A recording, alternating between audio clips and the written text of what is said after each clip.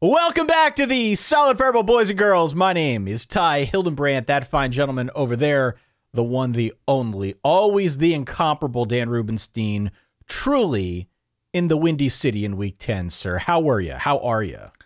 I'm great, Ty. I have survived daylight savings time with my wife out of town and two small children having their sleep patterns interrupted. More than anything, always a joy to be here with you. Always a joy to be here with people watching live on verballers.com. Always a joy to start Monday morning, Monday midday, Monday afternoon, wherever our voices, our wonderful voices find you. Always a joy. It kind of was in retrospect, and I know you're going to get into the housekeeping, but this is my big picture thought about how to encapsulate the Saturday and Friday and Thursday that was. It was sort of a Stefan Saturday. The old SNL sketch. This week, Week 10 had it all. A back-breaking roughing the punter penalty that possibly decided a mid-level SEC game. Tanner Mordecai throwing for all of the yards. Miami going 26 straight drives without scoring a touchdown. Like, it has everything, and it had everything, especially because of the presence of the wind. Anything that, even unlikely, that could have happened kind of showed itself to be possible. So it was a Stefan Saturday, Week 10. That's all. I was going to say, I hope everybody enjoyed their Super PAC Saturday. I feel like I need a juice cleanse after all those political ads just to get them out of my system. But it was worth it. It was worth it to sit through them because, as you said, just an incredible day of college football. We had 3 top 10 teams go down in Week 10. 2 of them, Clemson and Alabama, kind of sort of eliminated from playoff contention. We will get into that here momentarily. We will start, though, with our new Verballer Top 10 poll, which, of course, you can vote on at verballers.com. It drops every Sunday morning around 9:30 Eastern Time. Georgia, Ohio State, Michigan, and TCU, your new top 4. Rounding out the top 10, we have Tennessee, falls a couple places after that loss on the road in Athens. We've got Oregon, your Oregon Ducks. LSU jumping up to 7 by virtue of their big win over Alabama. USC, UCLA, and Ole Miss rounding out the top 10. Had some takes from different ends of the spectrum this morning when that dropped. Some folks saying, that seems fair. Others saying so-and-so is overrated. Hopefully we can get into that over the next hour or so. We appreciate you stopping by, downloading the show, supporting the show. Please hit subscribe or follow whatever your podcasting app of choice puts before you. If you have yet to do so, tell your friends. If you're already a subscriber, going out to verballers.com if you want to take part in all the festivities and all the bonus features that are offered to our special Patreon community. And last but certainly not least, this episode, all of our episodes driven by our good friends over at Geico. Dan, shall we dive into what transpired in Week 10? Let's dance suggestively around everything that happened, Ty. Hey, what happened? You know, we play Freddie Willard on the Thursday show. I wanted to bring him back for this one. That's great. What happened was, well, a lot happened. We're going to start in Baton Rouge. We're going to start with the overtime thriller between LSU and Alabama. This was the game of the century circa 2019, 2011. I don't know how many of them they've been now, but wow, what a game. It lived up to the billing. It's fair to say we did not predict this game correctly for reasons that we will go into here, but sure. We did notice many weeks ago now that LSU was improving week to week in a really significant way. You know, not just a number here, a number there, but it just seemed like this team was starting to gel a lot better, that Jaden Daniels was coming into his own. And I think maybe 3-4 weeks ago when we guessed at what the point spread might be here, we didn't get the point spread right, but what we said is that at the time, we could see this one, if LSU continued improvement, we could see this one having a bit of an Alabama-Tennessee feel to it, right? Where LSU is at home, LSU is playing better, there are certain matchups that might favor the Tigers. It's always hard to bet against Alabama because we have that baggage as college football fans. It's crazy to bet against Nick Saban and Alabama, but the writing on some level was on the wall. And though we were off on the point spread, I forget what we guessed, like 7 or something and the like winner of the game, yeah. But we were at least right about that aspect of it, that LSU was improving by leaps and bounds, and that made this game more interesting. Fast forward to what we saw in Week 10, Dan, close the full way through. We could talk about both offenses and defenses and what LSU did to get one over on Alabama, but 32-31, Brian Kelly goes for 2 on the first series in overtime, or I guess his first scoring series in overtime. Runs an old play that he ran back in his Notre Dame day. It worked better this time. They hit a guy, front pylon, corner of the end zone, 32-31. Yeah, I think a freshman tight end in motion. There was a bit of a clear out, but not in an obvious way, I would say. And tight end, I think it's James, I want to say, just beat him to the spot. It was a great play. I should probably get the name of that tight end right. If I didn't, and you can look that up right now. Taylor, excuse me. James Taylor is on my mind, just like Carolina. So, Jane Daniels is a playmaker. He is a warrior. He is a spectacular winner when he wears purple and gold. And I thought his performance, I want to start with the victors here. Let's start from the beginning. I thought he was very good. I thought he played with poise and confidence. I was surprised that LSU was as confident and successful running the ball straight at Alabama as they were for chunks of this game. And ultimately, I love the call from Brian Kelly. I was a little bit disappointed he didn't use his Southern accent when he was swarmed with people. He tried. He wanted to. I know he wanted to. I don't know if you caught that. He wanted to, and then he stopped himself. Okay. He definitely wanted to bring it back out, but he knew better because Brian Kelly, if nothing else, is a true politician. Yeah. And he's definitely done the media training. I give him credit in that moment for not trying to go full fake Southern accent. Well, Brian Kelly, a.k.a. Brian Calhones, as far as I'm concerned, hey-o, made the call, did the right thing. Jaden Daniels had a superb throw, and I don't know, man. This LSU team, we can talk about big picture stuff maybe on the Tuesday, Wednesday show or the Thursday night show as it relates to LSU and their place at the top conversation with college football. But what they were able to do to tighten up in the red zone in the way that they did on defense, our guy Harold Perkins, a.k.a. Harry Perky, the most uncomfortable nickname I've come up with this season, probably. He was all over the field. He is going to be, if he's not already, a full-on star for this LSU defense. The Oklahoma State corner, the guy who I think he had the interception in the red zone when Bryce Young threw it behind the receiver. I think it's Converse, I want to say. God, I got to be better with my names, Ty. There are so many humans who play college football every Saturday. It's 3 names. I know that. I just came away so impressed with LSU in this spot. Down their best defensive lineman, as they have been all season long. Mason Smith out for the year after the Florida State game. I was so impressed with them. And on the flip side, and you can get into this more, Alabama's offense is just so fits and starts, and Jahmyr Gibbs can only do so much. And if there is a one-man band for this offense, it's not Bryce Young. He has not been all that Heisman-y this year, and he made a couple of big throws. He had a couple of nice, yards after the catch situation. I think Jace McClellan had one of them, but I don't know. He's trying to do too much. He doesn't trust his offensive line. He's not stepping into throws. He's always trying to improvise, and I don't know if it's a Bill O'Brien thing. I don't know if it's a receivers not knowing routes thing. I don't know if it's an overconfidence thing from his standpoint. I don't know if it's, lack of trust might be big with this offensive line, who did get beat a good amount in this game, but right now, just as it relates to the standard that Bama has set for itself these past few years, different offensive coordinator, different quarterbacks, I get all that, different personnel all over the place, they're nowhere near the standard on offense. Well, they don't have a go-to receiver. No. They don't have a go-to receiver. And they're very talented. They have guys that they could throw to.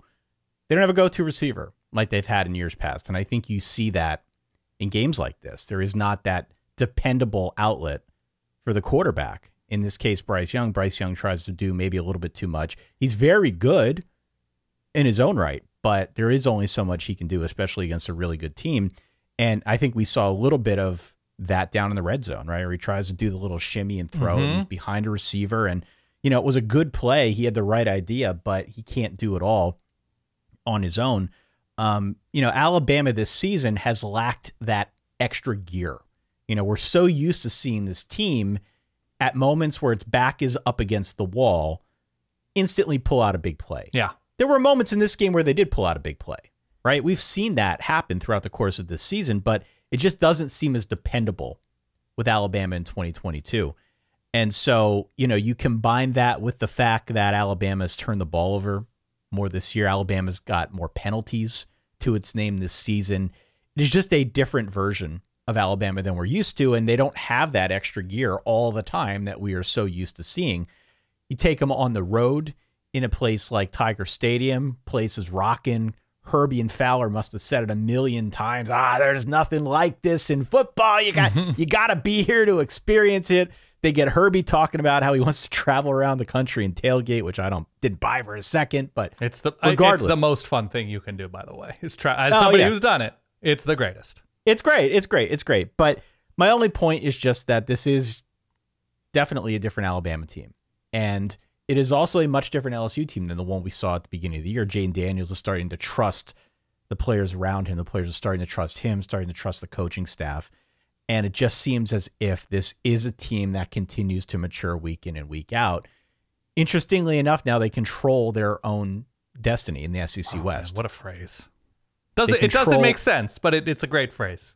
Destiny is predetermined. They control their own destiny in the SEC West. And I have maintained for many weeks running now that the SEC, to me, was maybe the most, if not second most interesting conference next to the Big 12, because it just seems like there was a lot up in the air. And at least on the SEC West side, that's still out there. So, look, LSU's got a ways to go here. By no means is the die cast that they are going to Atlanta. By the way, if you're coming to Atlanta, solidverbalive.com, we're doing a show the day before the SEC championship. We'd love to see you. It will be tons of fun, I promise. Ditch the T.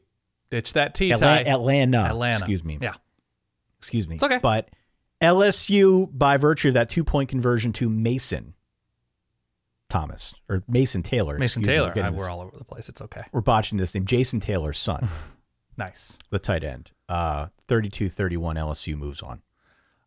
Incredible. And by the way, just with regard to Brian Kelly, real quick before we move on to everything that happened elsewhere, Brian Kelly twice in the postgamer saying, it's just an honor to restore LSU back to where it should be. A couple of digs at the last couple of years of LSU football. Not untrue.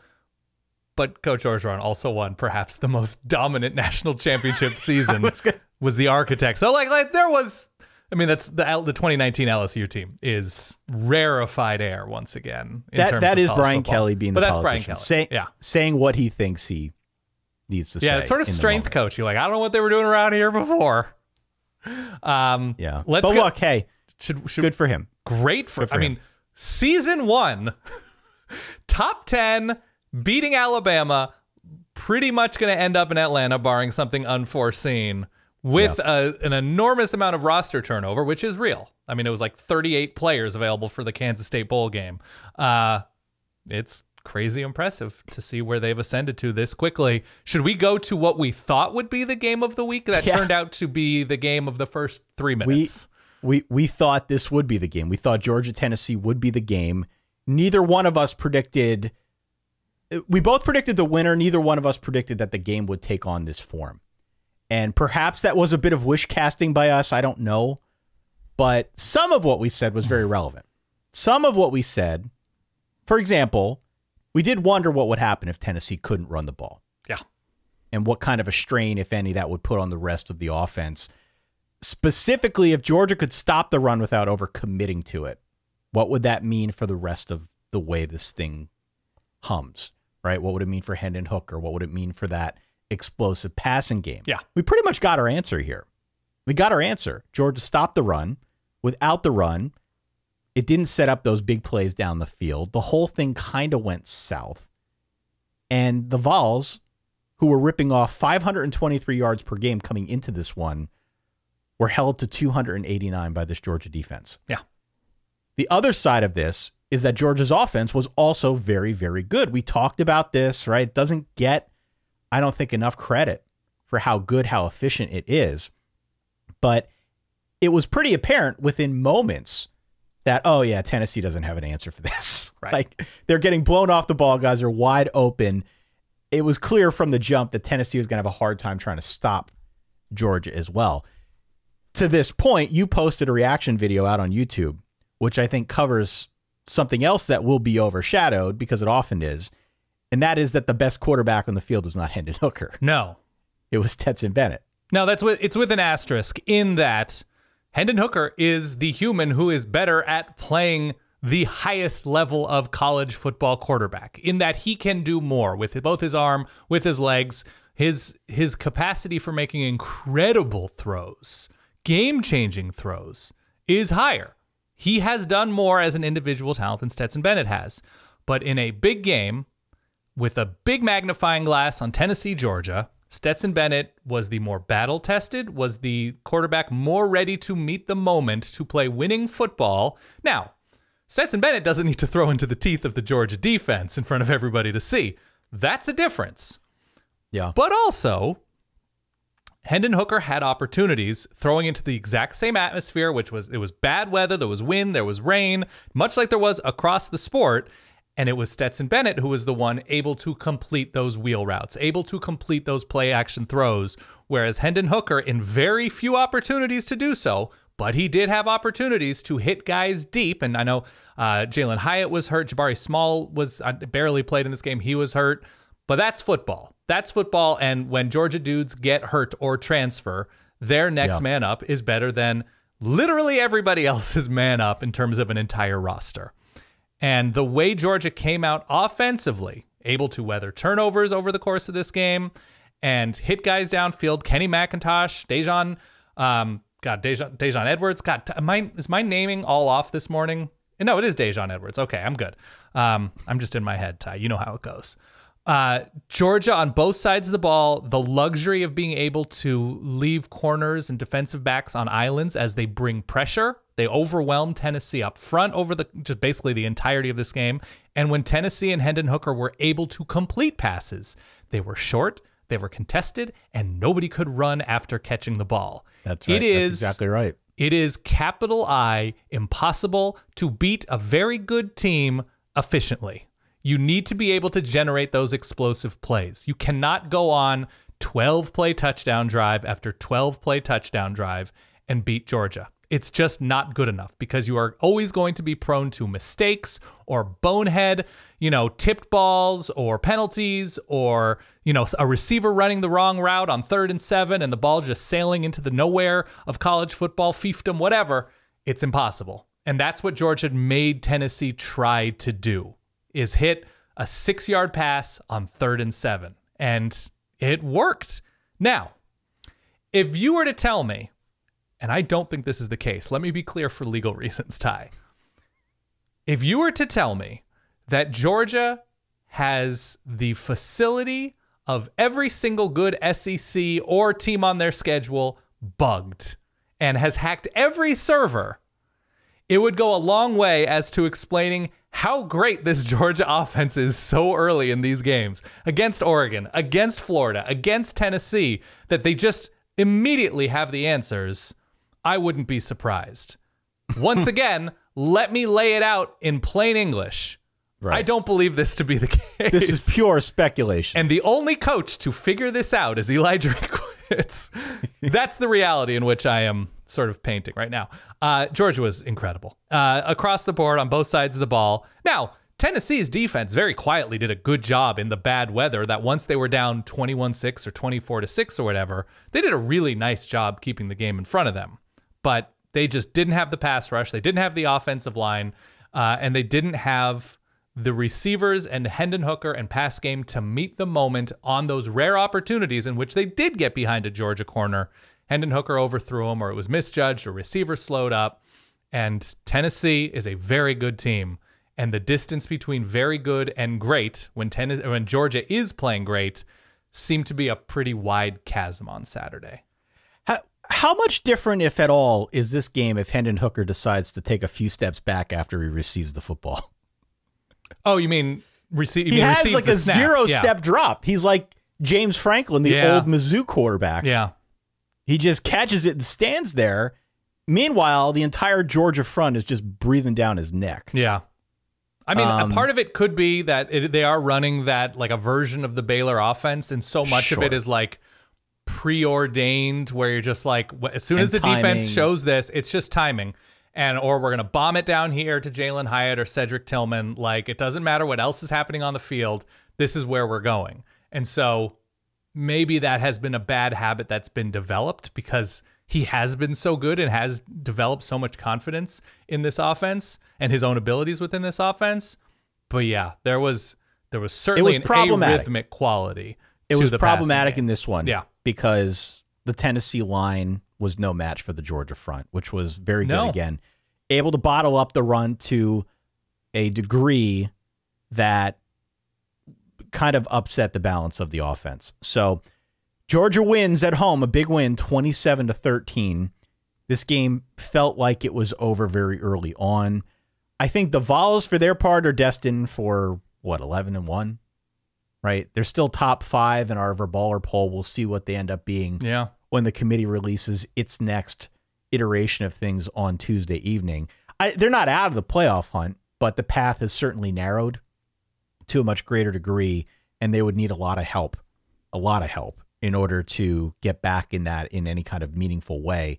Meanwhile, Georgia goes on the road to Mississippi State and Kentucky over the next 2 weeks before they come home to play South Carolina and close things out. Unless there is some sort of letdown effect on the road, which does not seem probable, but in light of the Mizzou game, who knows?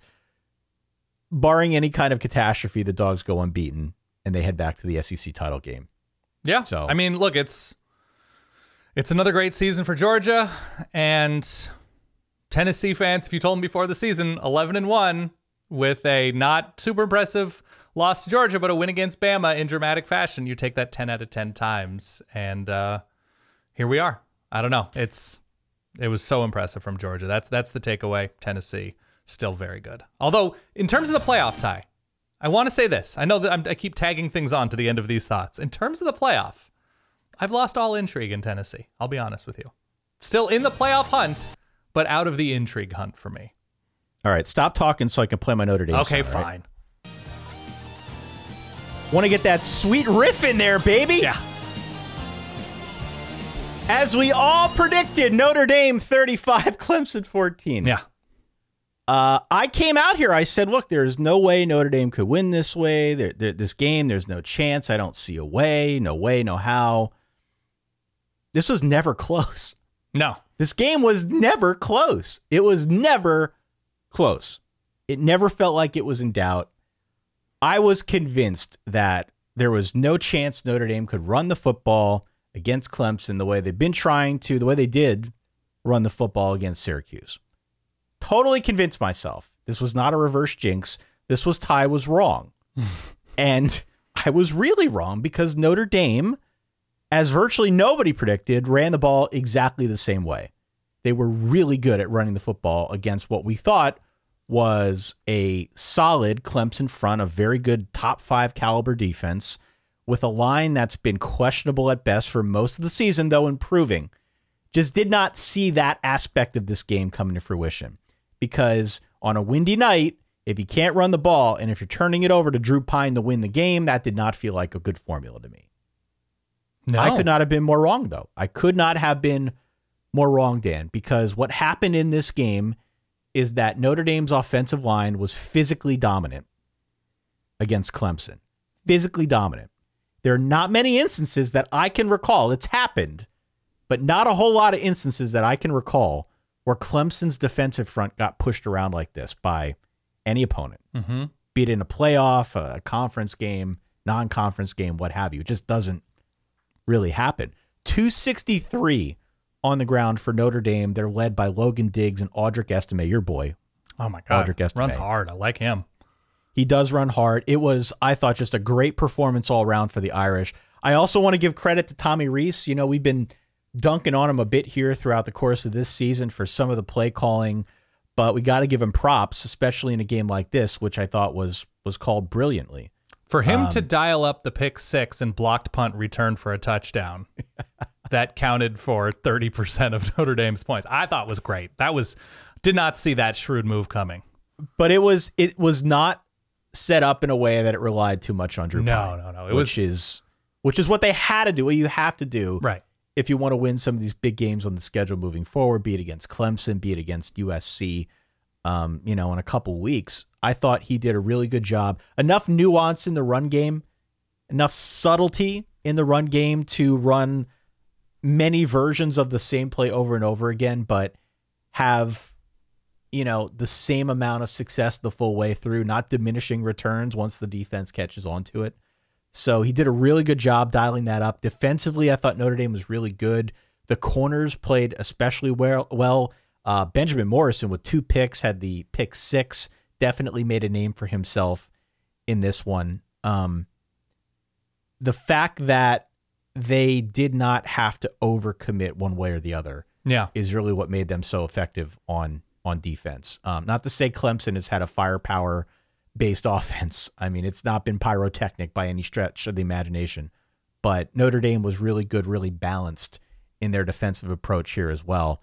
And on top of some of the plays which you mentioned, which obviously helped, the production they got on offense just wore Clemson down over the course of 60 minutes. And Notre Dame with a monster win. Marcus Freeman with finally a signature win this season after a rocky start at best. And now they're, I'm assuming, going to be ranked in the top 25. They've got a lot to play for here. 9-win season potentially in the cards for the Irish. Yeah. I guess Notre Dame did a better job of hiring their interns to coordinator positions than Clemson did. Yeah, man. You know what it feels like? The job Tommy Rees has done with Drew Pine, because he has beaten North Carolina. He has beaten Clemson. He beat BYU, I want to say, in Vegas. I'm not sure what the other bigger. I mean, look, they've had some disappointing performances at the same time too with Drew Pine. Sure, but there is that element. And I know I'm going to speak your language here, where like the thrusters are out on the Apollo mission, the fuse is out on the Apollo mission. Like, we got to get back, right? We got to somehow figure this out, and we don't have much in this spaceship. We got to somehow get back and get our astronauts back safely. And the job I think that Notre Dame did really well. You mentioned the blocking, you mentioned the offensive line. I mentioned to you when I was rewatching this morning, and I went back and watched a bunch of specific plays, the tight ends and receivers who know they're not getting the ball in the passing game, that are just sort of running sprints. They're doing high intensity interval training out there on the wide portions of the field. Block their asses off. Not just the offensive line, but in the way that they used... Again, is it Jalen Davis? Who's the receiver? I think is 83. A bigger receiver as sort of an H-back. He was used in the blocking scheme really, really well. Number 83, the number 2 tight end behind Mayer. I thought Michael Mayer's actually improved significantly as a blocker. He gets down and dirty really impressively, and Clemson was stacking the box, and Notre Dame was still going right at him. Whether 12, 13 personnel, they were going jumbo packages. Yeah, and I mean, we talked about it a little bit on the preview, but Audric Estime, his numbers with 7 in the box have been really good. He's a load to bring down, and if your offensive line can get a push, you can start to lean on a guy like that a little bit more heavily, and it worked in this game. Jaden Thomas, by the way, the guy you're referencing. Jaden Thomas, excuse me. Yeah. Big number 83. I just thought a really good approach to this game. Notre Dame finally got one where not only did they get the production on the ground, but they also got some big plays elsewhere, which I think was important in a big game like this to give them a little bit of breathing room. Whether it's the block punt, they have 6 block punts on the year, they have 6 block punts on the year, by the way, which is pretty good. The one early went for a touchdown. You get a pick 6 as well. This is still an offense that is learning to work with Drew Pine, as he said, right? Let's fit the square peg in the round hole and get home. But I just thought across the board, one of the better games from the Notre Dame standpoint that I've seen in a while. On the Clemson side... let's talk Clemson. Clemson finally ran up against the defense that could match up with them in coverage. And I think a lot of this will fall on DJU because he got pulled for a series. Then Klubnik came in and he immediately threw a pick. And then DJU was back in. To be clear, DJU was not super effective in this game, but... pretty much all of the video that I saw, and I will lean on the expertise of people who are far smarter and brighter when it comes to breaking down film and X's and O's and Jimmies and Joes and all that. And have access to the good video and not just have the access TV to the good, angle. all 22 stuff, right? But just from, my layman's vision here, not even a term, nobody was open. Nobody was open. There was no separation 85% of the time for DJU trying to throw downfield. And that speaks to what Notre Dame did on defense, but it also speaks to what I think has been a recurring problem for Clemson, which is these guys just can't get separation, and that makes it hard to develop any kind of real passing game. But also when you miss swing passes and screens, and when there are guys who are somewhat open and you're sailing it over the heads of those guys, that can be put on the quarterback. And definitely, for as high a ceiling as DJU can have, both with his arm and with his legs and his ability to extend plays and withstand hits because of his size, there is a notion when you watch this Clemson offense, which does its own defense no favors. It's much easier to run on the Clemson defense when they're on the field as much as they were because of Clemson's offense leaving the field as much as they did.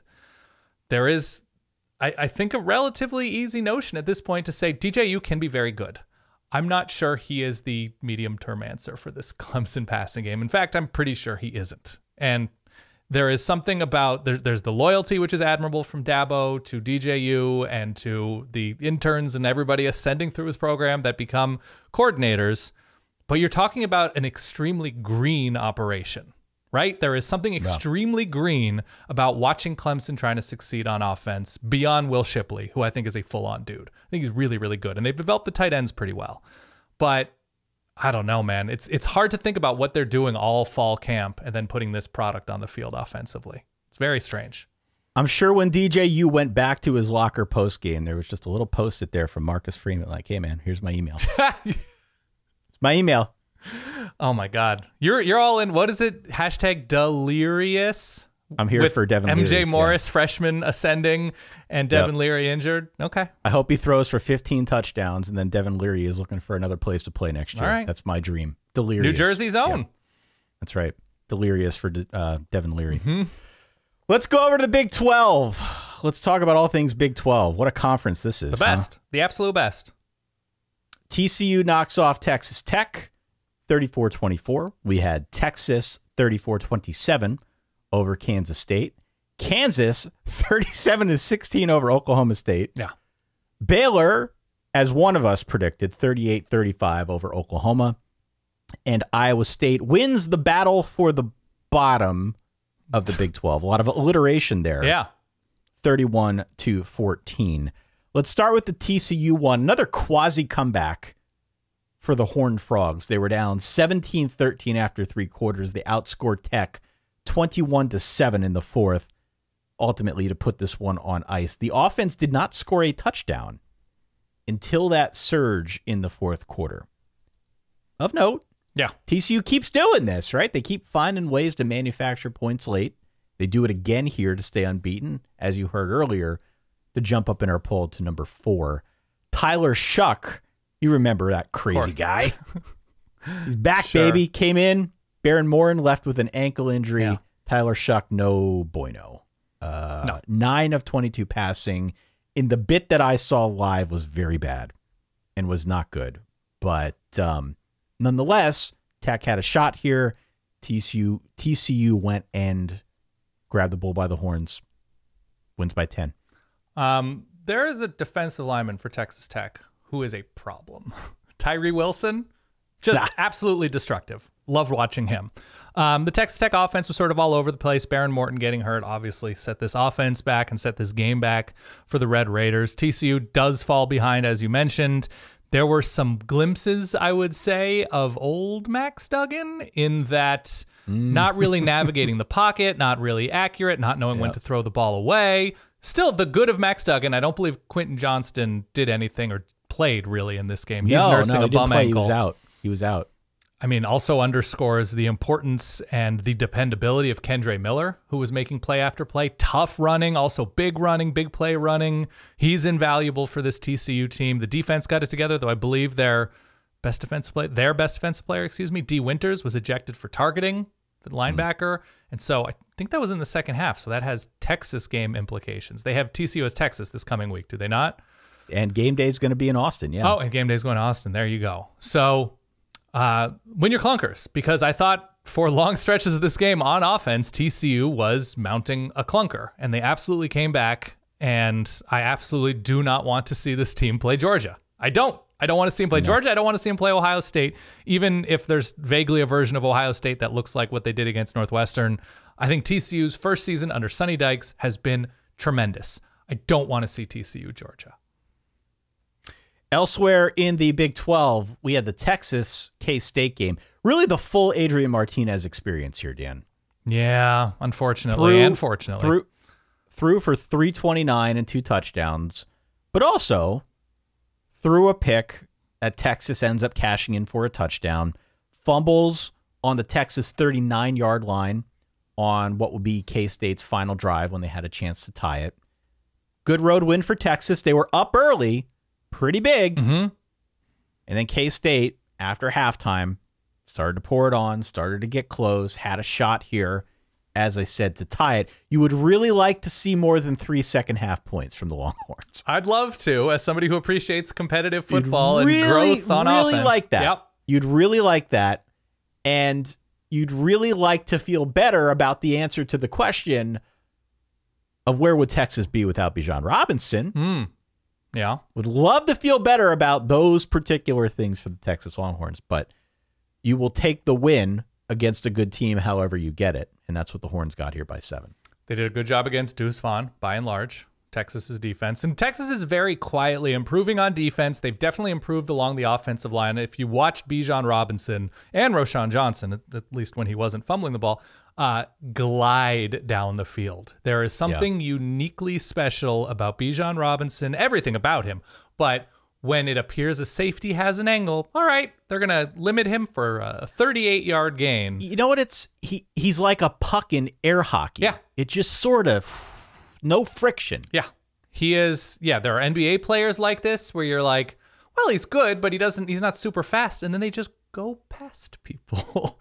And especially the youth movement on the Texas offensive line. Kelvin Banks was way out there smashing dudes in the open field on some of those runs. And so that has to be promising, right? If you're a Texas fan. Quinn Ewers throwing precisely 0 interceptions. Didn't have an incredible game, but when an obvious throw was there, especially in the red zone, he completed them to Xavier Worthy for touchdowns. Like, those count. On the road, in a difficult place to play, beating Kansas State is not anything to scoff at. In fact, it is probably the most impressive moment of Steve Sarkisian's career, to me, at Texas. As impressive as it is to lose close to a down Alabama team, that was his moment. And so came away super impressed with Texas in this one. Here's the final thought. Will Howard has been destroying teams at quarterback. And I saw Kansas State fans mention that his desire is to redshirt this year, which gives him 4 games. And so Adrian Martinez comes back from injury, and he's more seasoned and can probably do more as a playmaker at this point in his career. But is he better than Will Howard? Is that that's an interesting conversation to have. And I don't know. Kansas State, going into yesterday, had a shot to win the Big 12 with good quarterback play. Adrian Martinez fumbles at the end. Fumbles it twice, I think, on that final drive, by the way. Doesn't really hit guys on the outside. I didn't see a heat chart or something like that, but it seemed like a lot of his throws were forced up the middle. I don't know, man. I still think Kansas State's really good, but Texas pushed them around. Speaking of the state of Kansas, Jayhawks bowl eligible, Dan. Well, Jayhawks are bowl eligible for the first time since 2008 when we started this damn show. 37-16. They knock off Oklahoma State. Devin Neal ran for over 200 yards. If you factor in his receiving yardage, he had 334 in totality. This now means Kansas going to a bowl. It also means that Oklahoma State has been outscored by the great state of Kansas by a combined 85-16 in their last 2 games. Spencer Sanders was out in this one. Garrett Rangel got the start. He threw 2 picks on the first drive first 2 drives. I was going to say, that's really tough. Unless it's 2-on-1 drive calls would be it back. something else. But in total, the Pokes finished with 4 turnovers on the day. So nice win for Kansas. It's a Jason Bean game, by the way, for Kansas. Yep. Jalen Daniels, Mr. I think, Bean. went through warm-ups but didn't go. Jason Bean he's crazy fast. I don't know if I fully really good. anticipated his speed in the open field. And my only other thought is you'd be hard-pressed to find somebody on Saturday or Friday or Thursday, Wednesday, Tuesday, whatever, who got more exercise than Devin Neal did against the Oklahoma State defense. He might be our fittest player of the week. Baylor was in a good football. This was a good football game with Oklahoma. Yeah. Of course, my lock of the week. Your Baylor. spite lock. Yeah. My spite lock. Maybe I'll continue doing that. But they controlled the line of scrimmage. Squirrel Williams went off for a career game. Oh, my God. Yeah. 192, 2 touchdowns, and just 25 carries. He had a great game. You know, outside of a long one to Marvin Mims for a touchdown on the Oklahoma side, a lot of Dunkin' Donuts stuff, you know? Not a sponsor, could be. Pickleball. Yeah, a lot of Eric Gray out of the backfield. Dylan Gabriel, I thought, was fine for the most part, but had 3 picks. Yeah. Had 3 picks, which is becoming very quickly the identity for this Baylor offense. You joked about it on the preview show, but 8 picks in 2 games for this Baylor defense. Damn, really? They had 5 picks last week? 5 picks against Texas Tech, yeah. That's many picks. So this is a very good Baylor defense. They are definitely doing the most they can with their turnover margin. So kudos to the Bears. And last but not least, I just want to throw this out there because it's been a rough season. You know I'm ready. I'm just preparing the meat. That tenderizes it. That tenderizes it in a big way. Yeah. Iowa State, baby. Iowa State with a bottom of the barrel crock potting of West Virginia. It was 3-0 after 1 quarter, but then before long, Iowa State led 31-7 with about 4 minutes left. They ended up winning 31-14. Can confirm. Hunter Deckers did not throw any interceptions. So unlike what Baylor has forced from other teams these past couple of weeks, Hunter Deckers remained clean, which has been an issue for him. They were creative rushing the ball. They obviously severely limited West Virginia everywhere West Virginia tried to football, essentially. And Xavier Hutchinson is one of the more dependable, strong receivers. Everybody knows the ball's going to him, or I think it's Jalen Noel, in terms of playmakers for Iowa State. And yet he makes plays. And here we are at West Virginia at the bottom of the Big 12. Otherwise, I'm trying to think if I have any other thoughts. I don't think I have any more thoughts about Kansas or Oklahoma State. No, Baylor, let's move on. By the way, just very quietly Baylor, because I know you liked them a lot before the season started. No, I don't hated remember. them. You didn't like them. No. A very quiet growth team over the I would have much rather played Baylor a month ago than play them next week. That's all. The grower, not necessarily a shower, Correct. as we've said. Yeah. On the podcast. What conference you want to hit next? Let's go to the Big Ten. Let's go to the Big Ten. All right. Michigan State. Oh, my God. What a Michigan game. State. 23, Illinois 15. We'll come back to that one. Michigan trailed 17-14 at half. And it was one of those deals where you see the score and wonder, can I take this seriously? But of course, you know you can't. Michigan ripped off 38 unanswered to win going away 52-17 on the road in Piscataway. We had Iowa 24-3 over Purdue. Ohio State in the Wind Bowl against Northwestern wins 21-7. Penn State wins big 45-14 over Indiana. Wisconsin 23-13 over Maryland, and Minnesota 20-13 over Big Red Nebraska. Dan, what do you got? You tell me. Which game do you want? We can go with the game with Ohio State Northwestern. That was odd. That was an odd watch, and it would be very easy and partially accurate to say 40, 50-mile-an-hour wins. I think it was Molly McGrath, the sideline reporter in this one. Yeah. At one point, she either said she was blown over or almost got blown over, which if you saw any of the crowd shots in this game, it was a lot of people regretting 7-9 life decisions that got them to Ryan Field. At one point, they announced evacuation plans for the stadium if the storm worsened. It was really bad. Yeah, I mean, you're pretty close to Ryan Field, so you understand what that weather situation was like. And just not ideal for the passing game. C.J. Stroud was clearly affected by it. they talked a lot on the broadcast about how, well, you don't want to throw into the wind, and nobody really bothered trying to throw into the wind. But then when it flipped around and they were throwing with the wind, C.J. Stroud was airmailing his receivers. Like, what's a guy supposed to do? Receivers were dropping balls. This wasn't fully on him. It felt like there were 4 or 5 just like kind of mystery drops from Ohio State. Here's my question. Yeah. Here's my question about Ohio State. Please. If you didn't watch it, the wind was howling, basically impossible to throw the football in this game. Yeah. Without that offensive balance, without Trey Henderson, Northwestern was able to hold Ohio State down to some extent. Yeah. They made big plays on third downs. Yeah. Mostly weather-aided. Should the number 2/number 1, a top 3 team, should they not be better solely if they are just running the football? Even if they've got one aspect of their offense knocked out from under them, they have to rely on the rushing attack. The aspect of which the offense is built around. Yeah. Should Ohio State have looked better against Northwestern? Like, it shouldn't have been this close, right? Probably somewhat. I mean, it's much easier anytime you know your opponent can't do one of the 2 things you have to do on offense successfully. So it does become a lot easier to stack the box, to set edges and everything like that, knowing nobody's going to be completing passes worth much for a majority of this game. And that became clear pretty early on. If this were Iowa, if this were Illinois, if this were even, oh God, I don't want to say Penn State because I just haven't been crazy impressed with the consistency with which they've run the ball. But if this had been somebody who has run the ball at times successfully, like Illinois has done, Iowa not really until yesterday, then I would be really scared for Ohio State in actually losing this game. Northwestern has a good running back. They don't have a creative offense. They have a really good left tackle.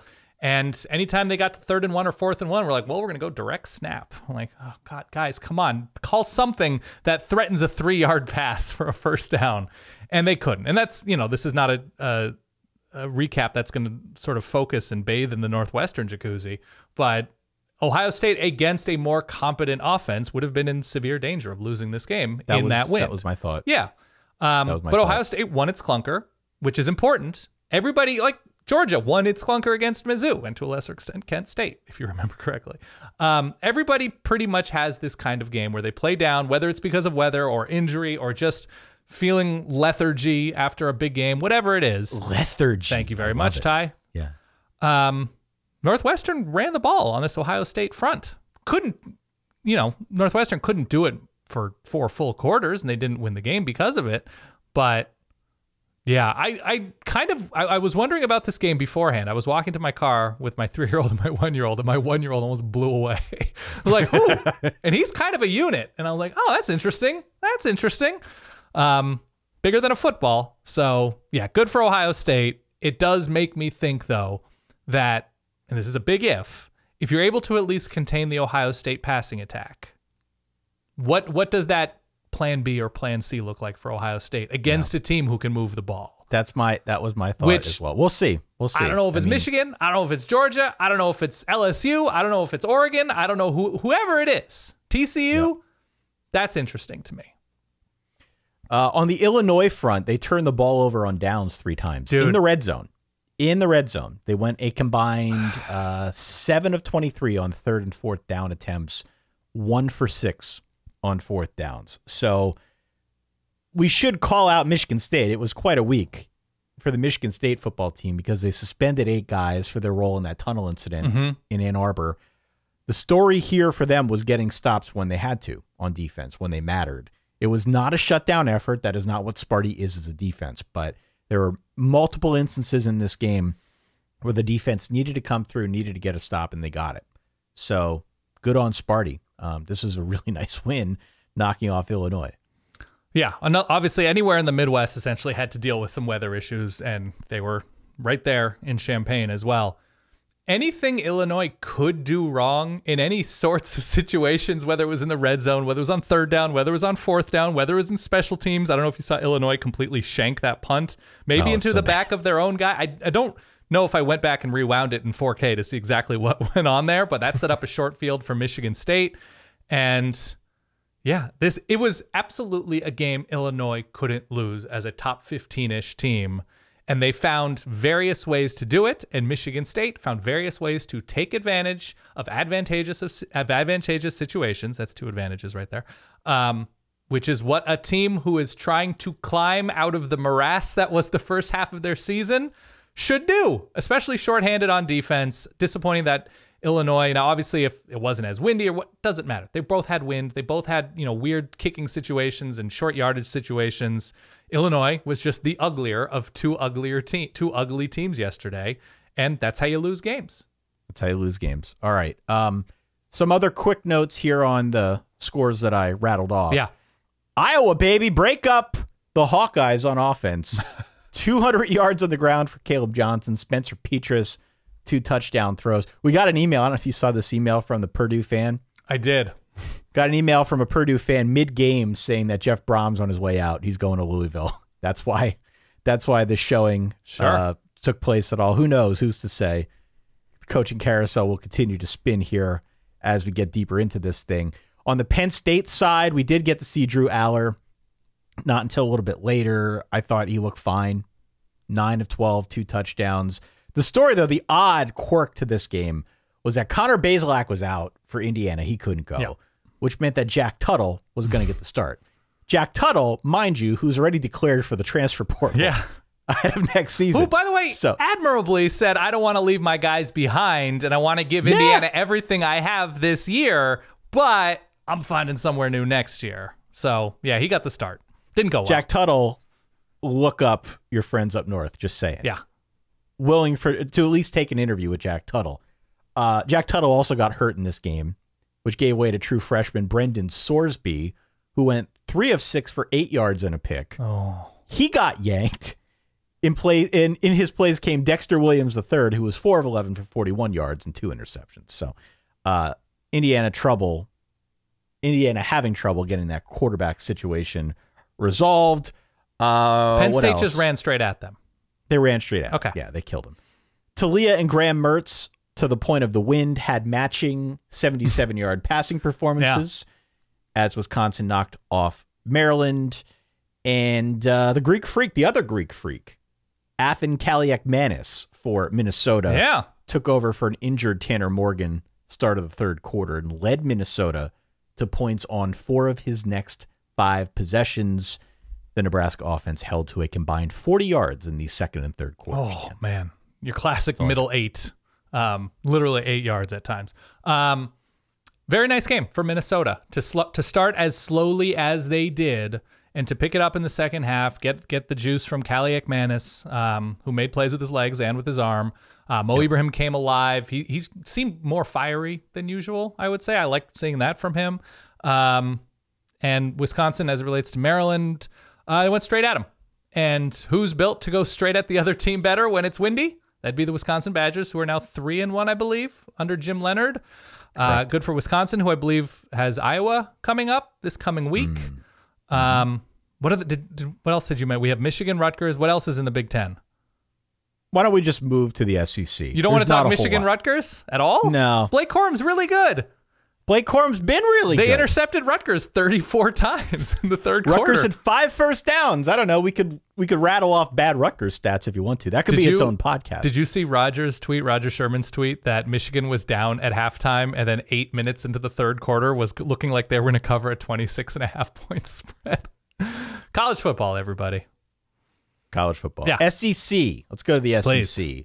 Florida, 41. Texas A&M, 24. Mississippi State in OT knocks off Auburn 39-33. Liberty beats Arkansas. We'll talk about this one here in a second.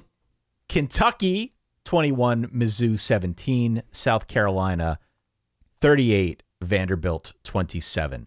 On the Florida front, there were multiple players on the A&M side. A&M side, I was going to correct you, yeah. Yeah, on the A&M side who came down with the flu, including Connor Wegman, who is a freshman quarterback. He had such a good week last week. Everybody's very excited about him. He couldn't go. He was sick. In his stead, it was our old friend, our old buddy, Haynes King. Yeah. Haynes King was basically a sacrificial lamb in this game. He got hit every play by the Florida defense. Really not his fault. And not a good Florida defense. Yeah. But they ate this A&M offensive line alive. And Haynes King, there was just nothing he could do with it. He didn't have time. The Florida offense, for its part, was pretty good, led primarily by one Anthony Richardson, who had 4 total touchdowns.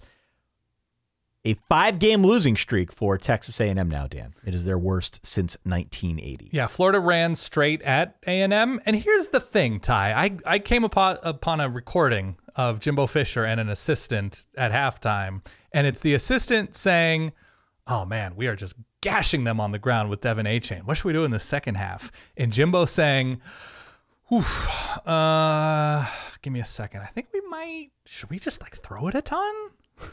It's harder, and it doesn't look like we can do it successfully all that often.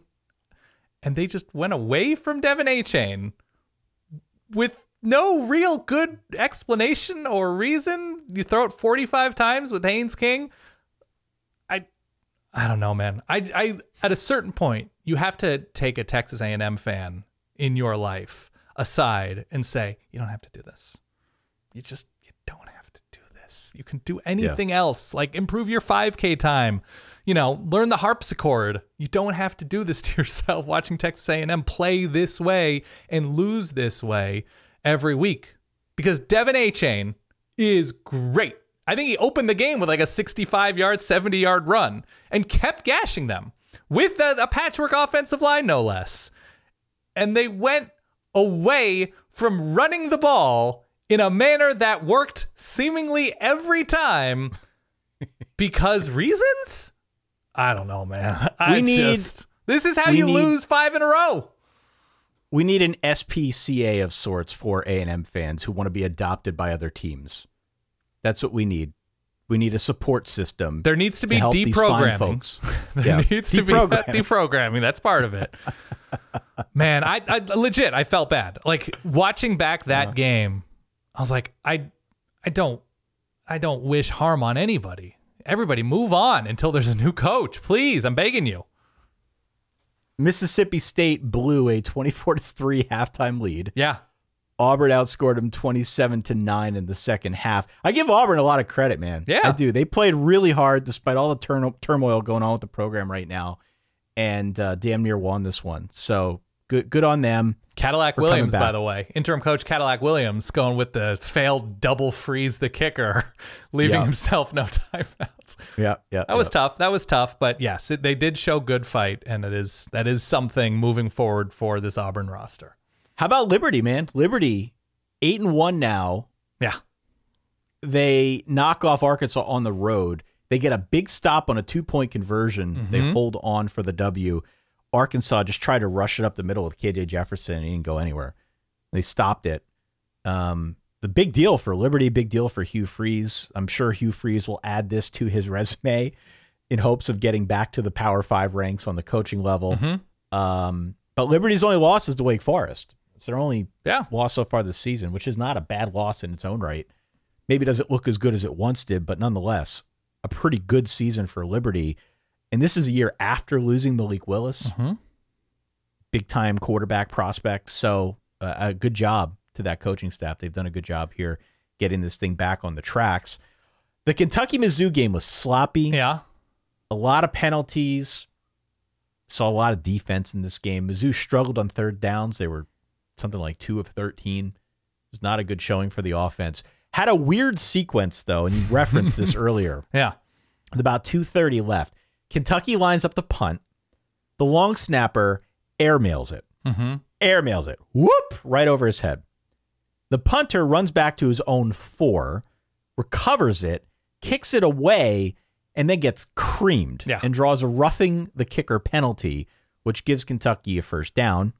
Kentucky then runs an extra 2 minutes off the clock before eventually having to punt it away, but at that point, it was too late for Mizzou. The Cats hold on to win here by a 21-17 score. Yeah, Mizzou's offense finds new ways. I guess Mizzou, as in general, find just insane ways to lose every week. And the official rule is, because we've seen punters try to go after a bad snap and try to run the ball or just kick it away, something like that. If you're able to present yourself in a kicking motion, like a squared up punting motion, then if you are creamed in the way that the Mizzou player creamed the Kentucky player, it is seen as roughing the kicker, roughing the punter. And so because he was able to make this probably boneheaded decision to try and do that because of all of the ways it could have gone wrong, that's what ended up costing Mizzou the opportunity to get the ball really close to Kentucky, to Kentucky's end zone. So I guess a strong win for Kentucky. Chris Rodriguez kind of took the team on his back, and Will Levis was fine. I don't think this Kentucky offensive line is all that impressive, and the playmakers out wide, it's definitely a step back. Just the offense in general has been a struggle bus for chunks of this season. But I don't know. They got it done on defense, and if you're going to lose, to me, lose in entertaining fashion, which I guess Mizzou did once again. Lose in entertaining fashion. Let's go out west of the Pac-12, Dan. Yeah. By the way, the Liberty thing was huge. The way that Arkansas lost that game, just getting pushed around up front on offense, not what I saw coming. Okay, let's get out west. Let's go out west. Let's talk about your Oregon Ducks. Yeah. Get a load of this one. Bo Nix accounts for 5 touchdowns, 2 passing, 2 rushing, 1 receiving. Pretty good. Not bad. Yeah. 49-10 over Colorado. The Ducks are the first FBS team to have a receiving touchdown for an offensive lineman, a receiving score for a quarterback, and a rushing touchdown by a defensive player in the same game since at least 1996. That, of course, is according to in-house research by the Oregon research team. Why did they pull so many gadget plays against Colorado? Why did they feel the need to do that here and not in a bigger spot this season?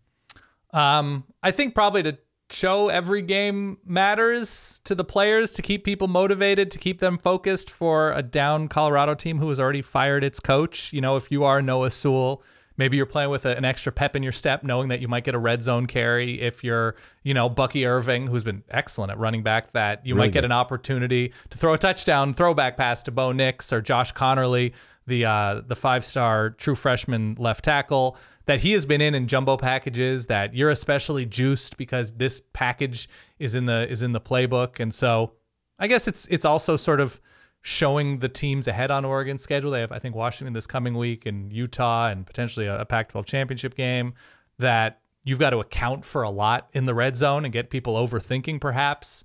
Bo Nix was great. It's Colorado. So how much are you going to look into it? It was JT Shrout, the Tennessee transfer at quarterback. He threw some not great passes and was throwing to basically the one good player in Oregon's secondary. They've got a couple okay guys, but their cornerback Christian Gonzalez is especially good.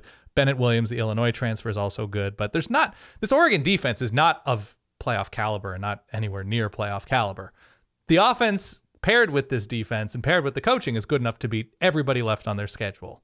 And I don't think it's as cause for concern as USC's or UCLA's defense. Utah's defense isn't great this year. Like, you're leaning on other years' defense to make a case for Utah's defense. Oregon's a really, really good team. And Bo Nix, and the offense didn't even show that much, but Bo Nix is just playing with so much confidence and I think maturity compared to some previous seasons. And there's good reason why he's sort of floating around that Heisman conversation this last 3 weeks with a possible Pac-12 championship game the night we're in Atlanta, and then Washington and Utah, and I think a pretty scrappy Oregon State team, honestly. We'll mean everything. Speaking of USC, UCLA, a lot of points in both these games. USC, 41-35. Let me say this about the game against Cal. Yeah. Let me say this. I never got the impression that Cal was going to win. They fought back valiantly. They did get within 1 score late. I never got the impression they were actually going to win this game. No, but it was easy to move the ball against this USC defense. It was easy. USC was without both Jordan Addison and Mario Williams out wide, but still they looked like a buzzsaw on offense. Caleb Williams remains ridiculous. He had 360 and 4 touchdowns. There was no question about the potency of this offense. It's very, very good. It is a little concerning to give up 35 points that easily, though, to Cal. Yeah. Maybe a few things to tighten up when the 113th best passing offense is throwing for 406 yards against you. Yeah. Maybe a few things that Alex Grinch needs to shore up in practice this week. I don't know. So that is concerning on some level, especially since USC closes out the year with 2 good offenses. I'm joking. At least one good offense with UCLA. And then a good rushing attack, let's say, with Notre Dame, or what seems like it could be a better rushing attack with Notre Dame in Week 13. The best part about this game may have been Cal's uniforms, which was like a Pitt tribute album. I love these. I've seen them before. I love them. It was a Pitt cover album. It was beautiful. I loved them. Yeah, the alternate C, the throwback C. It's a terrific like throwback alternate uniform. Said it before. We'll say it again. Love it. Yeah, not much to add. USC is beat up front, especially at linebacker, so I assume there's some hope that when they get healthier at linebacker, I don't know, when those guys were playing, they were still getting pushed around by, Fresno, whoever. Where do we think Jaden Ott's going to transfer next year? Oh, man, already? You think he's going to go to Bama? Where's he going to go? Oh, man. He's good. I think he's only a true freshman. So right. But where's he going to transfer? Cal hasn't been able to figure out offense. I mean, he ran all over Arizona, but yeah, look, in 2022, it's a reasonable question that, guys aren't just going to sit around and hope for improvement if they're somewhere and are shining. I don't know how much he's done since the Arizona game, but again, he's got wiggle. He's good. He's from the West Coast. He's good. He's from, I think, Vegas. Stanford, 1-2-3 Cancun. Washington State just destroyed Stanford, and we're gonna continue this charade of pretending David Shaw is one of the best coaches in college football as they just get shelled by a first-year coach, and they're on like a significant, I believe, losing streak to Washington State at this point. They got hammered. They're 4 turnovers. They were down 42-7 at half. There was also a 25-minute power outage during this game where a bank of lights on the north side of the stadium went out. Took 20 minutes for the things to come back on, and then they were playing again 25 minutes later. But yeah, not good at all for Stanford in this game.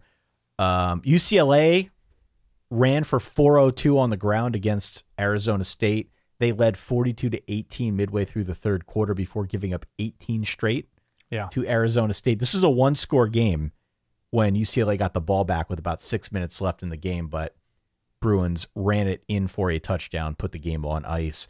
Utah won by 25. Big game for them on the ground. 306 on the ground. Jaquindon Jackson got the bulk of the work on the ground for the Utes. Nate Johnson, their 4-star true freshman quarterback, got some action for Utah. He had 3 carries and 2 touchdowns. Ooh. For the Utes. Drew like a Tyrod Taylor comp I saw from 24/7 back during his recruiting days. So we'll see what Nate the Great can do moving forward. And to round out all things Pac-12, 24-21 Washington knocked off Oregon State. This game was played earlier in the week, but the Huskies took over at their own 3 with 4.5 left. The game was tied 21 apiece. Michael Penix goes 9 of 13, puts together a nice drive. Huskies kick a short field goal to win the game. By the way, this is the one that had the power outage, not Washington State. Oh, okay. I knew this one did too. I was a little bit surprised 2 did. Not a great game from Michael Penix. Oregon State's defense, especially that back end, strong. Very quietly, a very impressive unit. Very, very, very, very, very. I say it a lot. Good win your clunker. It was not a great performance from Washington. Their offense is not what it looked like and what it would seem like it would be after that Michigan State game. But nonetheless, I think they're 7-2. Yeah, 7-2 ahead of the Oregon game. They're bowl eligible. They did not go to a bowl game last year. Their coach. So early returns are promising if they can round out this roster, especially on defense. And Oregon State, just there's not a lot of pop to this offense every week. And that's what'll lose you a game in Seattle late at night when you have to generate some points. Otherwise, no Zach Charbonnet, I don't believe, for UCLA, but Kaz Allen leads the way. Fast dude, man. Keegan Jones also good. But impressive performance, but the defense isn't there. They give up, as you mentioned, what was it, 18 unanswered or something like that to ASU. Yeah. That's why, you see them ranked 8, 9 or whatever, and they lose to Oregon the manner in which they did. Like that UCLA game is going to be 56-53. It just is. And I'm kind of here for it, Ty. I'm very excited to watch it. Let's round things out. Let's go to our old buddy, the ACC, Dan. Oh, my God. Yeah. You mentioned the MJ Morris movement. NC State 30 knocks off Wake Forest by a 9-point margin, 30-21, I believe. You took Wake. I did take Wake because I felt Wake was more dependable, but that was before we knew a little bit more about MJ Morris, man. I think he's the future. I think he's the future. 3 touchdowns, no picks. Devin Leary, South Bend is open for business. Oh, my God. You're just out and out recruiting. Out and out recruiting. Don't know if there's a rule against it. Don't really care. The NC State defense was really the star here. They picked off Sam Hartman 3 times, pressured the hell out of him all game, sacked him a couple times, like 4 times, Dan. Also had a nice goal line stand in this one as well. Wake, for the second week running now, continues to beat itself on top of the turnovers that I mentioned, had 9 penalties. Not a great showing for them for 2 weeks in a row now. And it showed against a good defense. You know, NC State has many things, many of them disappointing this season. I think we all expected a little bit more. We were hoping for a little bit more out of the Wolfpack, but the defense is still pretty solid. Defense is good. It's full on good, and they completely silenced Wake Forest on the ground, turned that offense into a one-note thing, and Sam Hartman is very good, but when he has to force throw after throw, bad things can happen against a good defense, and that's what NC State is. So good for them for winning games with a backup quarterback. Not everybody does as we get to the rest of the ACC. No.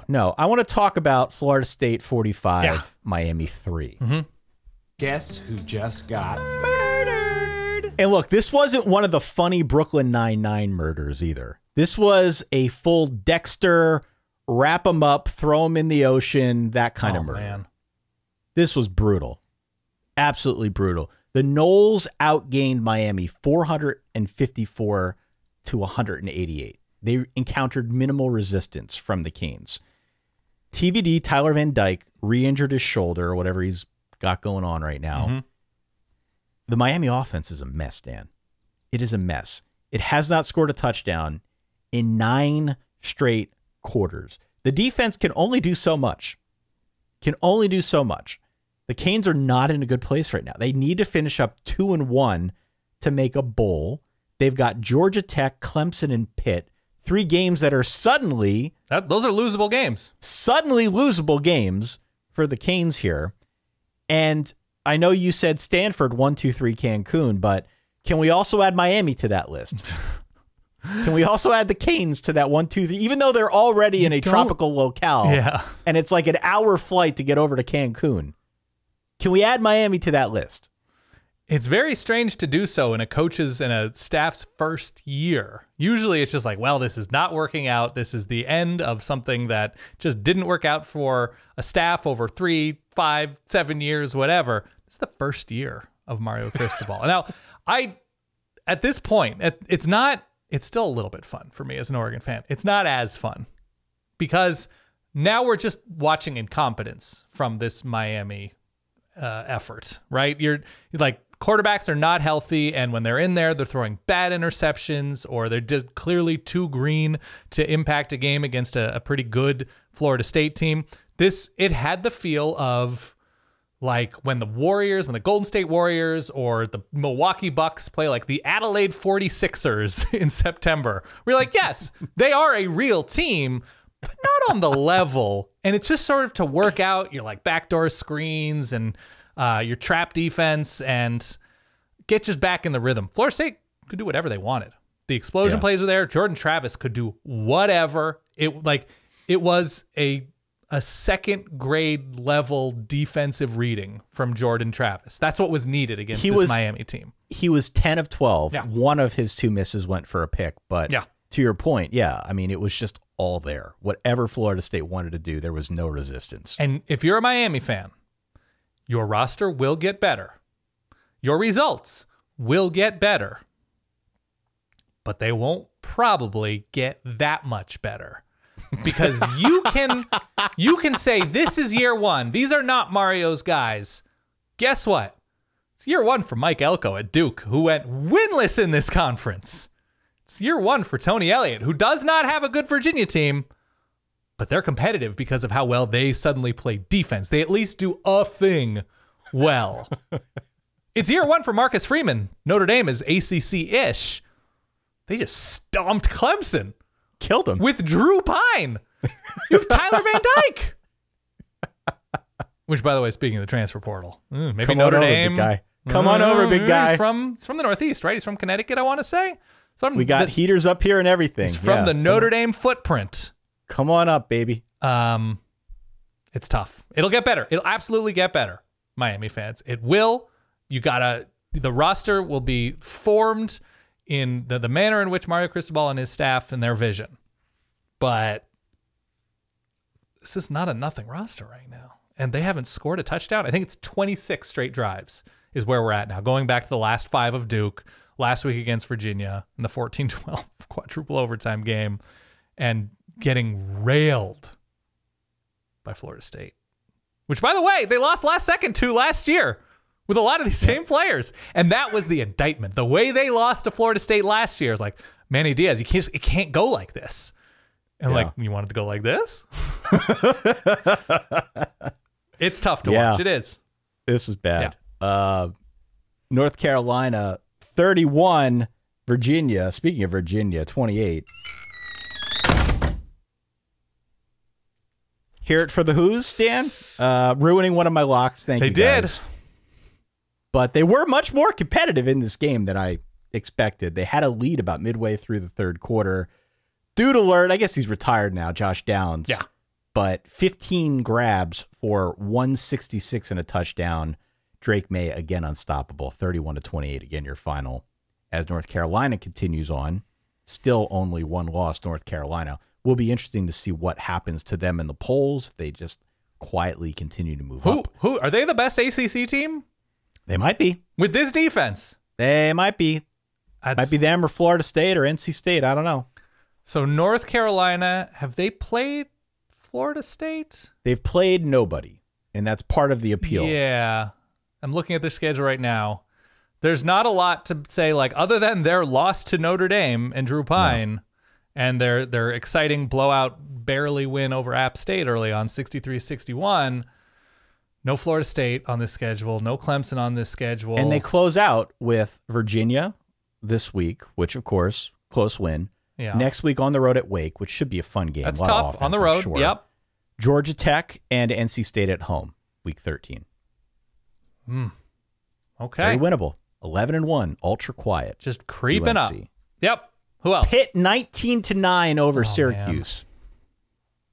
See, you like this? You watch this game at all? I watched as little of this game as humanly possible after I saw how it started. Pitt was able to move the ball somewhat. I think Keaton Slovis still had a couple picks. It's amazing when you can throw a couple of interceptions and clearly be the better quarterback in a game. CDRW was not it for Syracuse yesterday. No. Pitt didn't have Izzy Abanikanda. No, but they still ran it pretty well, right? Yeah, Roddy Hammond, baby. Big game. 2 more turnovers for Pitt. They've sort of been a turnover machine as of late. Louisville knocks off the Matties. Interesting game here. 34-10. James Madison loses on the road at Louisville. But for the most part, the Dukes, their actual name, held up their end of the bargain on defense. It was tied 10-10 at half. It was just 20-10 in favor of Louisville after 3. But then the Cards pulled away. Yeah. That's when the Cards pulled away. Mashed them. James Madison, I thought, acquitted itself fairly well. I didn't think they were going to win this game, but the defense, which was pretty highly rated on a per-play basis, did okay until they just couldn't.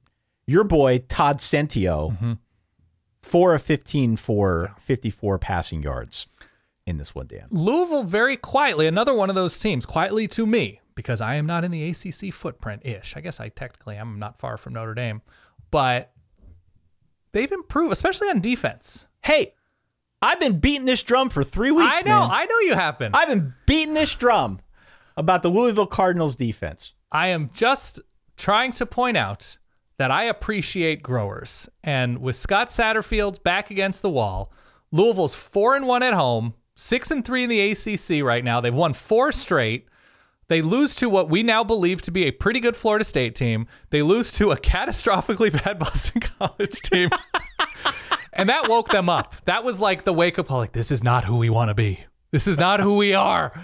But they win 4 straight, and they finished in difficult fashion with Clemson on the road, NC State, and obviously at Kentucky to finish the season.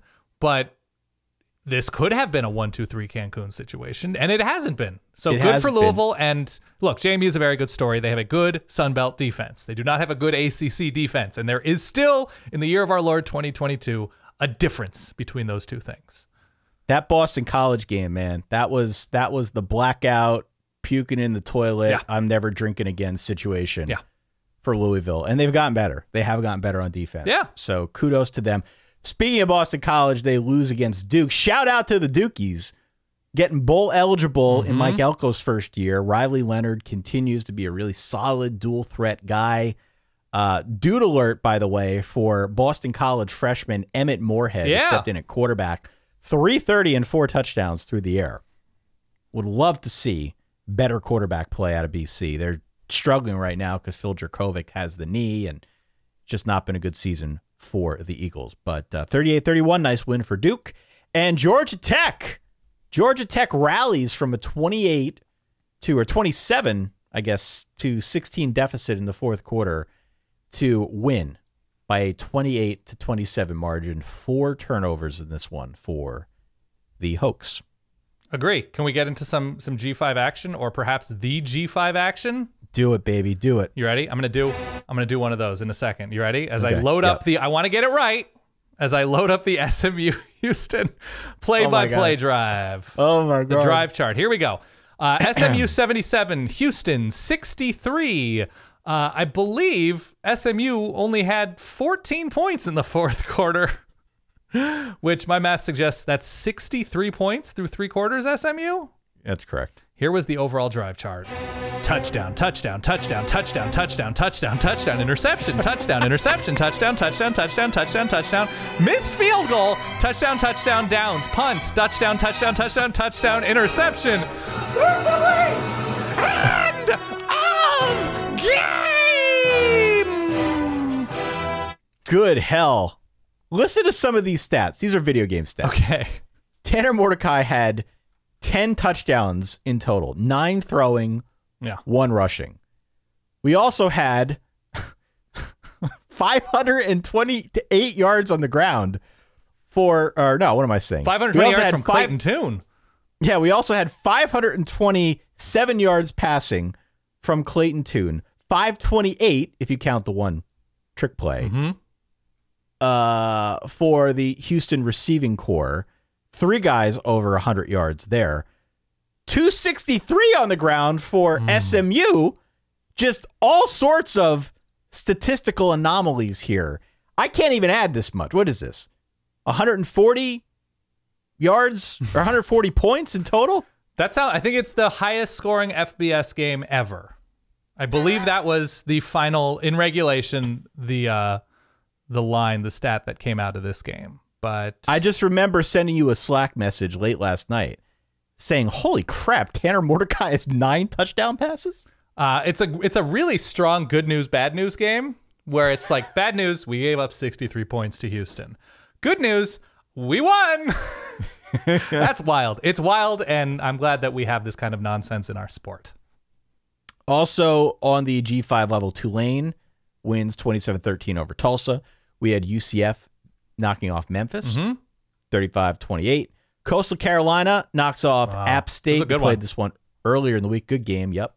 And the only other game here that I've listed out, I don't know if you've got more, BYU knocks off Boise by a 31-28 score. Temple moves to 3-6. By the way, really nice win for BYU, who we had joked about as a 1-2-3 Cancun squad in the way that they had played after that Oregon loss and after that Baylor win, of course. Mountain West is fascinating this year. Air Force, I believe, wrapped up the Commander-in-Chief's trophy with a win over Army, 13-7. Utah State continues to improve, though it's New Mexico. San Diego State, 14-10. I don't know what the over-under in that game was against UNLV, but, shout out to everybody who sat through a 14-10 game in San Diego, which I don't believe had bad weather last night. San Jose State is now bowl eligible with their win against Colorado State. Fresno State laid the lumber very quietly, 4-1 now in the Mountain West with a win over Hawaii. Sunbelt, of course, continues to be absolutely fascinating. You mentioned the Coastal win. Marshall, 12-0. congrats if you sat through a 12-0 affair over Old Dominion on the road against the Monarchs. Georgia State big over Southern Miss as they get closer to 500. South Alabama with an impressive win over Georgia Southern. Those are two quality Sun Belt teams. Troy goes to 7-2 with their win over Louisiana, who they themselves are trying to get to 500. Monroe edging out Texas State. Still not that good. We mentioned Louisville over JMU, of course. Mac, I don't know if there was anything crazy. Buffalo lost, and they've been very good. Ohio, very quietly, has improved over the course of this season after a catastrophic start. Bowling Green, very quiet, 13-9 tie. All these weird stories, but yeah, Bowling Green gets to 5-4. Actually, like, respect to Scott Loeffler, and we kind of made fun of that hire, but he's done a pretty decent job. Scott, one T with the Falcons. Is there anything else you want to get into, Ty? Well, we got reverbs. We've got some reverbs. As per usual, 408 Verbal 1. Our guy Shay cut these together with his normal degree of aplomb. Dan, just a wonderful job. Of course. Calls did not roll in until a little bit later, and it kind of tracked with the way that college football went down in Week 10. Some of the best action happened later, not just the LSU-Alabama game, but many talking points happened later on in the evening. So Shay, big shout out to our guy for cutting these up. Here's what y'all had to say in Week 10. Have a listen. This is Little Tay from Atlanta. Atlanta. Hey, it's Chester from Atlanta. Hey, this is Ty in Atlanta. This is Little Tay from Atlanta, and this is what I have to say. Rocky Top, you'll always be worse than the SEC. I think Rocky Top just found out what happens when you try to mess with a junkyard dog. Better give them back that number 1, boys. Is this number 408 Verbal 1 in honor of Tennessee's 1 touchdown this week? I've been hearing for a month that it feels like 98, but then when I look at the box score, apparently that was their rushing yardage. Did Spencer Petras somehow switch bodies with Hendon Hooker? Oh baby, oh baby, oh baby, what is going on? Is it time to talk to my kids about a slightly entertaining Iowa? Hey y'all, Texas A&M here. Ready? 1, 2, 3, go! Ty, I know you mentioned Wegmans possibly opening up in College Station. It's going to cost them about $85 million for a business relocation fee. No reason the number's that exact. I just want you to join me early as we can, on the Drew Allar 2023 Heisman bandwagon. Get on here with me, boys. Let's go. We are. TCU just won again. How dare they be behind in another game? How dare they play the game of football? As a college football playoff committee member, we're deducting them 2 spots in the ranking. Clemsoning is back! It is halftime of the Florida State-Miami game at 31-3. And, Dan warned us. I called last year after my wonderful, fabulous Seminoles beat those Miami Hurricanes. And I think it's time for another round of raspberries for the Miami folks. The drive for 6 can be pretty tough, but CMU, Central Michigan, is 1-0 in the only race that really matters. Midweek action. It's back, baby. Happy November. My Bowling Green Falcons are driving for 6. It may have been ugly, it may have been messy, but that's a 13-9 win on a Wednesday. It was just a couple short weeks ago that I sent in a reverb and I said, we want Bama. And we got Bama. And Bama got us. Go f***ing Tigers. Nice. I apologize for the profanity. Oh my God, the queen is dead. Down goes Alabama. Always a great day in college football when Bama loses, and especially when it's my LSU Tigers that beat them. What a game. Go Tigers. Oh, man. It's too bad Arizona State can't get quarterbacks like Jason Daniels. Hey, Verballers. I know this is a college football podcast, but did anyone catch the start of the college basketball season? I'm just curious how many three-pointers were hit in the SMU-Houston game. Woo! Great batch of calls. There was definitely at least one caller there whispering so as not to wake up his family. I love hearing that. I love that 408 kind of verbal 1. Attention to detail and sensitivity to the sleep of others. You want to do some dudes real quick? I would love to do doodle alerts.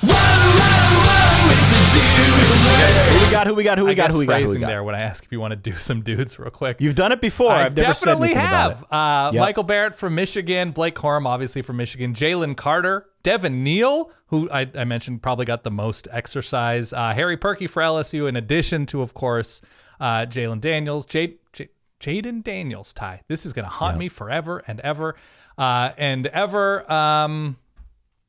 Anybody from the Notre Dame game for you? I don't know. Morrison? What's his name? Ben Morrison? Benjamin Morrison, baby. Come on. Excuse me. Sorry. Devin A-Chain, because I just feel bad for him and fans of Devin A-Chain and Texas A&M.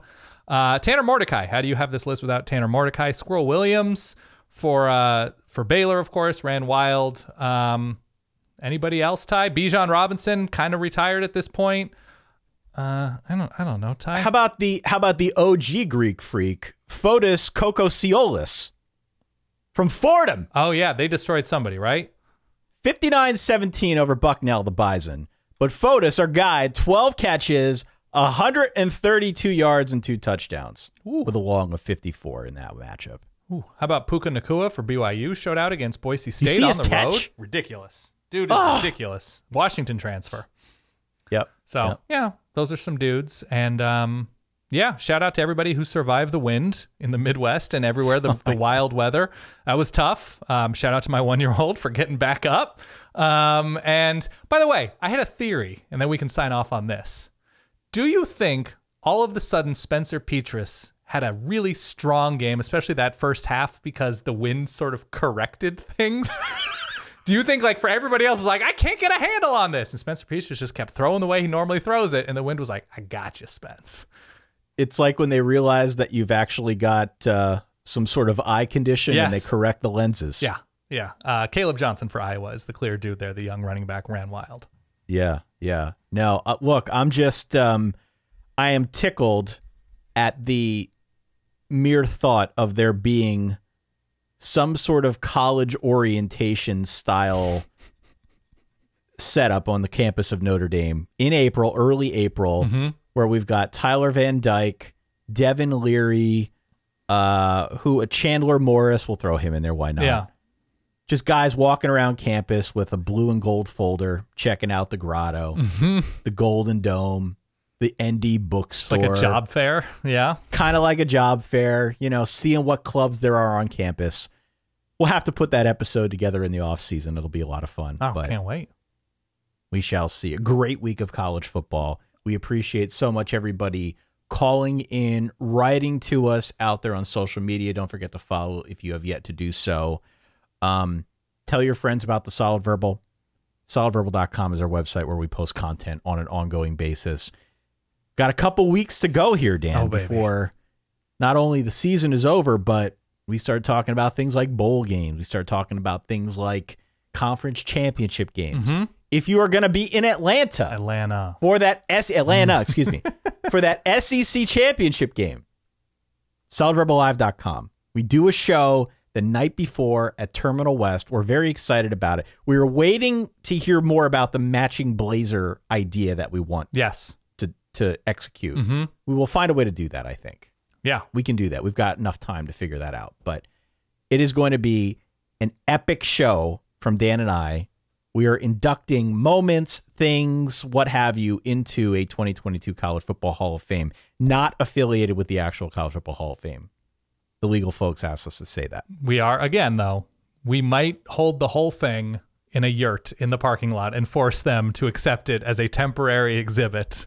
Yeah, it's basically we're bookending the college football fantasy things draft with an induction of people, games, situations, things from the season, Hall of Fame induction, and couldn't be more thrilled to do it. It is going to be a blast. It'll be weird. It'll be funny, and there will be special guests. How about that? SolidVerbalLive.com.